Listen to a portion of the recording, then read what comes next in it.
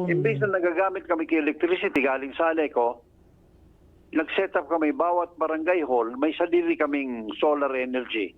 Oho. Okay? Diyan may pikukuha ang kuryente kan barangay hall, sa mga ilaw, computers, mga bomba, pati aircon kaya man, tarong aircon. Oho. Tanganing, primero, because of our, yun nga, for environmental purposes that we are also trying to save on fossil fuel, nakakatabang ito sa intirong mag-reduce ng carbon sa mundo.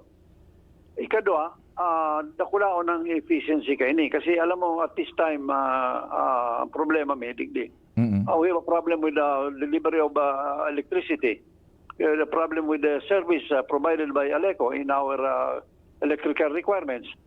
Kumisan, under voltage, kumisan, brownout, hindi brownout naman. Sa ropa ini, pag medyo may mga aberya, at least kami, assured kami na we will have an energy, power, yan sa barangay, yan ang center kan risk reduction. Halimbawa, center yan. So we will have solar power in spite magkapurutol sa mga alambre, dahil kikuryente, dahil na-route kang bagyo. Ang mga barangay will be functional, which is very important because that's the center of government in the barangay. Pareho din sa City Hall.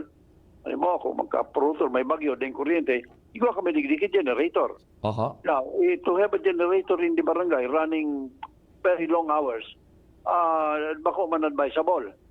Kasi the generator is for short periods only.